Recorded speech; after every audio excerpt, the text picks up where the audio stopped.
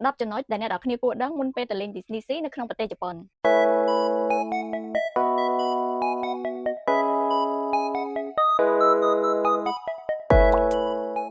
ចំណុចទី1បើសិនជាអ្នកនរគ្នាចង់ទៅលេង Disney Sea អ្នកនរគ្នាគួរតែកក់មុនដោយសារតែនៅ Disney Sea គឺបើសិនជាអ្នកនរគ្នាអត់កក់ទេទៅដល់អាចនឹងអត់មានសំបុត្រទេសំបុត្រគឺអាចនឹង sold out អញ្ចឹងការទិញគឺការទិញតាម website ដោយសារតែនៅហ្នឹងគឺអត់មានទទួលស្លឹកសំបុត្រទេគឺគេ scan តាមរយៈ QR អញ្ចឹងនៅពេលដែលអ្នកនរគ្នាទិញហើយគឺត្រូវការ scan QR ដើម្បីចូលទៅក្នុង Disney Sea ចំណុចទី2អ្នកនរគ្នាគួរតែទៅបានមុនពេលដែលគេបើក at least ក៏45នាទីទៅ1ម៉ោងដែរសម្រាប់អ្នកដែលគាត់ចង់ទៅដល់មុនគេបានលេងអីមុនគេហ្នឹងណាភាគច្រើនគាត់ទៅតាំងពីម៉ោង6ព្រឹកក៏ព្រោះនៅហ្នឹងគឺមនុស្សច្រើនខ្លាំងមែនតើអញ្ចឹងបើសិនជាអ្នកនរគ្នាទៅរៀង late គឺអ្នកនរគ្នានៅរោដែលនៅខាងក្រោយគេអញ្ចឹងសូម្បីតែពេលដែលអ្នកនរគ្នាចូលទៅចង់ទៅលេង activity អីផ្សេងៗហ្នឹងក៏អាចត្រូវឈររោដែលតម្រង់ជួរក្រោយគេដែរអញ្ចឹង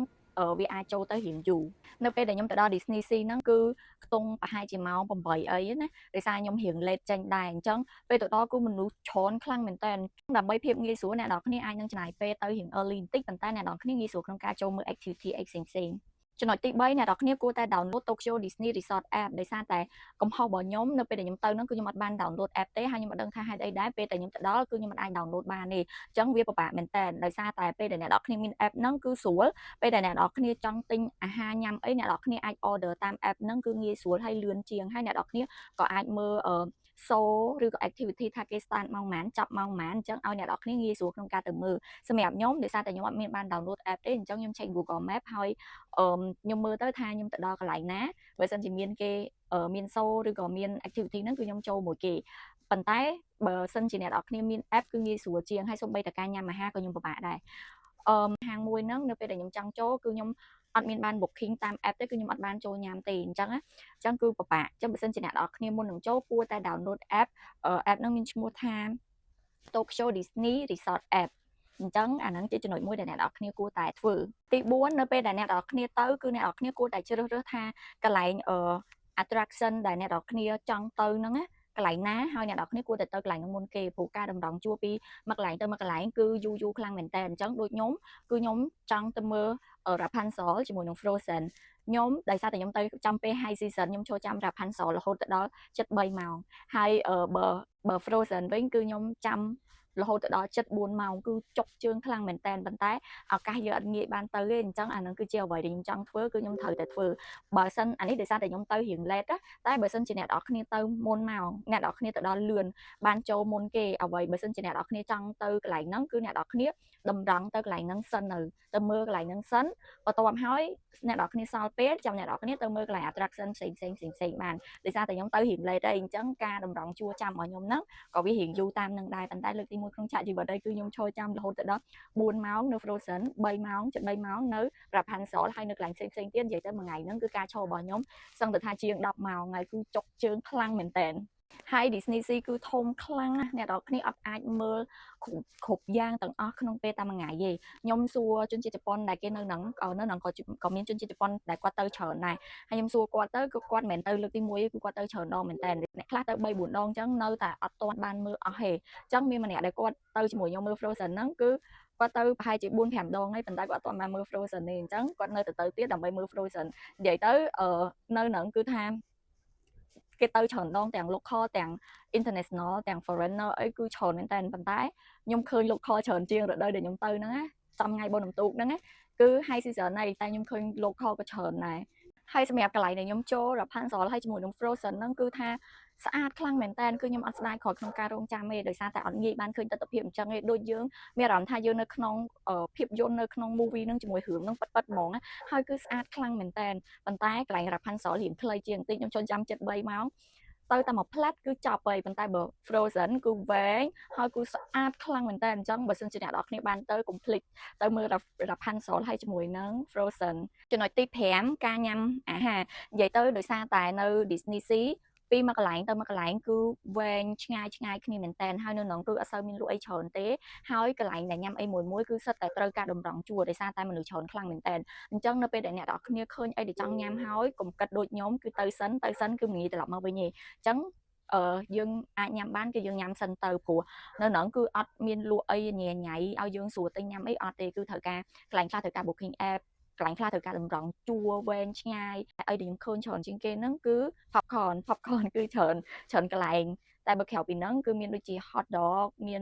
ន restaurant មានអីដែរប៉ុន្តែភាគច្រើននៅពេលដែលយើងទៅពេលព្រឹកគឺយើងត្រូវការញ៉ាំអីដើម្បីចម្អែតសិនអញ្ចឹងណាហើយល្ងាចឡើងបានយើងមករកអីញ៉ាំចំណុចទី6គឺនៅពេលយប់ឡើងគឺគេមាន show ហើយ show ហ្នឹងគេមានម៉ោងរបស់គេអញ្ចឹងដោយសារតែខ្ញុំអត់មាន app ខ្ញុំអត់អាចមើលបានថា show ហ្នឹងវាមានម៉ោងប្រហែលទេអញ្ចឹងពេលយប់ហើយខ្ញុំក៏សម្រេចចិត្តថាហត់ខ្លាំងក៏សម្រេចចិត្តថាត្រឡប់មកវិញនៅពេលដែលខ្ញុំត្រឡប់មកវិញហ្នឹងឃើញមនុស្សសម្រុកដើរប្រជ្រះខ្ញុំច្រើនមែនតើខ្ញុំមិនដឹងទេថាពេលហ្នឹងមានរឿងអីឬក៏គេទៅធ្វើអីអញ្ចឹងណាមុនដំបូងខ្ញុំស្មានតែកន្លែងហ្នឹង exit តែក៏ប៉ុន្មានទេគេទៅមើល show ហើយដោយសារតែខ្ញុំខំដើរពីក្រោយមកមុខចិត្តដល់ exit ហើយអញ្ចឹងយើងត្រឡប់ទៅវិញវាអត់កើតវាហត់ខ្លាំងណាព្រោះដីធំខ្លាំងមែនតើរាប់សិបហិកតាអញ្ចឹងបើសិនជាខ្ញុំដើរថយក្រោយទៀតគឺខ្ញុំប្រហែលជាដាច់ជើងហើយអញ្ចឹងគឺខ្ញុំសម្រេចចិត្តថាយើងចេញទៅនៅពេលដែលយើងចេញទៅហ្នឹងឃើញគេមានបាញ់គេជ្រួចមានអីពេលហ្នឹងគេប្រហែលជាកំពុងតែលេង show អញ្ចឹងគឺខ្ញុំស្ដាយមែនតើអញ្ចឹងអ្នកនរគ្នាគួរតែមាន app តាមដានម៉ោងពេលវេលាសម្រាប់ការមើល show អីផ្សេងៗចំណុចទី7តើយើងគួរតែតែងខ្លួនឬក៏ស្លៀកពាក់បែបណាមុនពេលទៅលេង Disney Sea ហ្នឹងវាមានតាមរដូវកាលដែរតែដោយសារតែខ្ញុំទៅចំខែ11ថ្ងៃបុណ្យរំទូកអញ្ចឹងនៅនោះគឺជា autumn មានន័យថាអាកាសធាតុវាគឺត្រជាក់ល្មមអត់ត្រជាក់ខ្លាំងពេកទេត្រជាក់ព្រលឹមឡើងអាចពី8ទៅ18អង្សាអញ្ចឹងពេលថ្ងៃឡើងវាអាចខ្ទង់18ប៉ុន្តែពេលព្រឹកឬក៏ពេលយប់វាធ្លាក់នៅសល់ត្រឹម8អង្សា9អង្សាអីអញ្ចឹងទៅការស្លៀកពាក់របស់ខ្ញុំគឺខ្ញុំស្លៀកសពុតខ្លីប៉ុន្តែខ្ញុំអត់ភ្លេចបែរព្រោះវាការពារត្រជាក់ហើយមួយទៀតអាវយើងត្រូវការមានអាវក្នុងដែលយើងពាក់មួយជាន់ហើយមានអាវដែលវែងពាក់ក្រៅអញ្ចឹងនៅពេលណាដែលយើងល្ងាយើងពាក់អញ្ចឹងទាំងពីរអញ្ចឹងណានៅពេលណាដែលយើងដើរហត់ព្រោះនៅហ្នឹងពេលដែលយើងដើរហត់ទៅវាអាចក្តៅដែរអញ្ចឹងយើងអាចដោះអាវក្រៅអញ្ចឹងទៅងាយស្រួលសម្រាប់អ្នកនរអគ្នាហើយមួយទៀតនៅពេលយប់គឺវារៀងត្រជាក់អញ្ចឹងនៅពេលដែលខ្ញុំឈរតម្រង់ជួរចាំហ្នឹងគឺខ្ញុំរៀងចាប់ដើមល្ងារៀងត្រជាក់អញ្ចឹងអីដែលអ្នកនរអគ្នាគួរមានមួកគួរតែមានដូចគ្នាហើយបើសិនជាអ្នកនរគ្នាអត់បានយកទៅនៅក្នុងក៏មានដែរខ្ជូតហើយស្អាតខ្លាំងមែនតើប៉ុន្តែវារៀងថ្លៃអញ្ចឹងបើសិនជាអ្នកនរគ្នាត្រៀមទុកមុនទិញពីក្រៅទៅគឺល្អបំផុតមួយទៀតបីជើងគឺជារឿងសំខាន់បំផុតនៅពេលដែលអ្នកនរគ្នាទៅ Disney Sea ព្រោះនៅហ្នឹងគឺអ្នកនរគ្នាដើរច្រើនឈរច្រើនត្រូវការបីជើងណាដែល comfort សម្រាប់អ្នកនរគ្នាចង់ពាក់ style មិន style ទៅប៉ាតាឬក៏ប៊ូឬក៏អីក៏បានដែរប៉ុន្តែជិះរៀងកែងដោយសារតែការដើរហើយការឈរនៅហ្នឹងគឺច្រើនហើយយូរឈរយូរខ្លាំងមែនតើអញ្ចឹងព្យាយាមរកបីជើងណាដែលងាយស្រួល comfort ហើយពាក់ទៅវាអត់ឈឺជើងហើយបើមិនអាចអ្នកនរគ្នាគួរតែត្រៀមប្រេងកាឡាប្រេងខ្យល់ដើម្បីរឹតជើងឬក៏បងបាត់តបៅអីងាយស្រួលក្នុងការបើសិនជា in case ថាយើងឈឺជើងឬក៏ហើមឬក៏អាលៀកជើងអីយើងមានរបស់ការពារស្រាច់បើសិនជាអ្នកនរគ្នាទៅចំខែភ្លៀងគួរតែត្រៀមឆាតទៅផងដោយសារតែនៅហ្នឹងពីមួយកន្លែងទៅមួយកន្លែងវាឆ្ងាយអញ្ចឹងបើសិនជាអ្នកនរស្រាប់តែសុកភ្លៀងហើយអ្នកនរគ្នាអត់មានឆាតក៏វាពិបាកដែរអញ្ចឹងត្រូវ check weather រដូវកាលដែលអ្នកនរគ្នាហ្នឹងទៅលេងផងតើអីគេខ្លះដែលអ្នកនរគ្នាគួរតែយកទៅតាមនៅពេលទៅលេង Disney Sea អ្នកនរគ្នាគួរតែមាន power bank អាហ្នឹងគឺសំខាន់ជាងគេព្រោះពេលដែលយើងទៅដល់យើងប្រកាសជាត្រូវការថតច្រើនហើយអញ្ចឹងថ្មក៏វាអាចឆាប់អស់ទៅតាមហ្នឹងបើសិនជាអ្នកមាន power bank ជាប់ខ្លួនអាហ្នឹងគឺល្អបំផុតហើយមួយទៀតគឺដោយសារតែនៅហ្នឹងគឺអ្នកនរគ្នារៀងពិបាករកទិញទឹកឬមួយក៏រកទិញទឹកសុទ្ធអីវារៀងពិបាកអញ្ចឹងណាមានទឹកផ្អែមមានអីផ្សេងហ្នឹងទៅគ្នាអាចយក refill bottle ទៅតូចមួយអញ្ចឹងទៅព្រោះនៅហ្នឹងគេមានកន្លែង refill ទឹកតែពេលដែលខ្ញុំទៅហ្នឹងខ្ញុំអត់បានយកដប refill អីទៅទេគឺខ្ញុំទៅហ្នឹងគឺខ្ញុំផឹកកាហ្វេផឹកទឹកក្រូចទឹកតែអីចឹងទៅប៉ុន្តែនៅពេលដែលខ្ញុំចង់ស្រេកទឹករកទឹកផឹកពេលហ្នឹងដោយសារខ្ញុំអត់ដឹងថាគេមានកន្លែង refill ទឹកប៉ុន្តែទោះជាមានក៏ខ្ញុំអត់មានអីសម្រាប់ដាក់ដែរអញ្ចឹងទៅគឺខ្ញុំរៀងស្រេកបើសិនជាអ្នកនរគ្នាទៅក្នុងរដូវក្តៅអ្នកនរគ្នាអាចយកតង្ហាលឬក៏កូនកសែងតូចៗតាមខ្លួនអីហ្នឹងក៏ល្អដែរហើយមួយទៀតអ្នកនរគ្នាអាចប្រិងកាតឬក៏ cash ជាលុយទៅបានដោយសារនៅហ្នឹងគេចាយតាម Visa កាតក៏មានចាយតាម cash ក៏គេទទួលដែរហើយអ្នកនរគ្នាគួរតែយក passport ទៅដែរ in case បើសិនជាអ្នកនរគ្នាចង់ទិញរបស់មួយចំនួនដែលគេ free tax អញ្ចឹងអ្នកនរគ្នាយក passport ទៅតាមដើម្បីទិញទៅគឺអ្នកនរគ្នាបាន free tax អញ្ចឹងវាចំណេញជាងចំណុចទី9បើសិនជាអ្នកនរគ្នាចង់ shopping នៅ Disney Sea អ្នកនរគ្នាអាចជ្រើសរើសទៅ shop នៅកន្លែងចិត្តឈ្មោះ Mediterranean Harbour my English oh my god ចង់និយាយថាខ្ញុំដាក់អក្សរឲ្យអ្នកនរគ្នាមើលឬមួយក៏ American Waterfront អ្នកនរគ្នាអាចទៅទិញកន្លែងហ្នឹងបានព្រោះកន្លែងហ្នឹងគឺ exclusive ជាមួយនឹង Disney Sea ដែលរបស់មួយចំនួនគឺមានតែនៅហ្នឹងទេដែលមានអញ្ចឹងណាហើយអ្នកនរគ្នាអាចទៅ shopping នៅហ្នឹងបានចំណុចទី10អ្នកនរគ្នាគួរតែត្រៀមខ្លួនមុនពេលចេញអ្នកនរគ្នាត្រូវដឹងថានៅពេលដែលយើងចង់ទៅមើល show យើងចង់ទៅមើល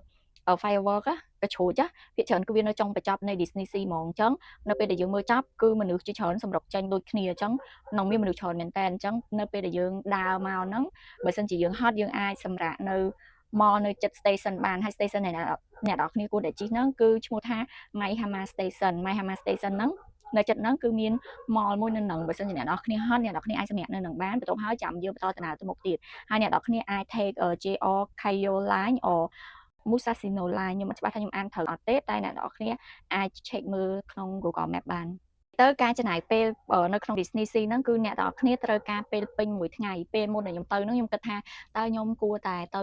Disney Sea ម៉ោងប្រហែលឬក៏ខ្ញុំអាចនឹងចេញមកមុនម៉ោងឬក៏លឿនជាងហ្នឹងអីចឹងប៉ុន្តែជាក់ស្ដែងនៅពេលដែលទៅដល់គឺយើងនៅច្រើនម៉ោងមែនតើយើងនៅកាន់តែយូរកាន់តែល្អព្រោះនៅហ្នឹងទាំង show ទាំង activity អីគឺវាមានច្រើនខ្លាំងយើងលេងអត់អស់ទេអញ្ចឹងបើសិនជាយើងចេញមកមុនម៉ោងឬក៏លឿនពេកអីវាខាតណាដោយសារតម្លៃនៅការចូលហ្នឹងវារៀងថ្លៃដែរអញ្ចឹងវីដេអូថ្ងៃហ្នឹងគឺមានតែប៉ុណ្្នឹងទេបើសិនជាអ្នកនរគ្នាមានចម្ងល់សំណួរអីបន្ថែមអ្នកនរគ្នាអាច comment នៅក្នុងវីដេអូខ្ញុំបានអរគុណ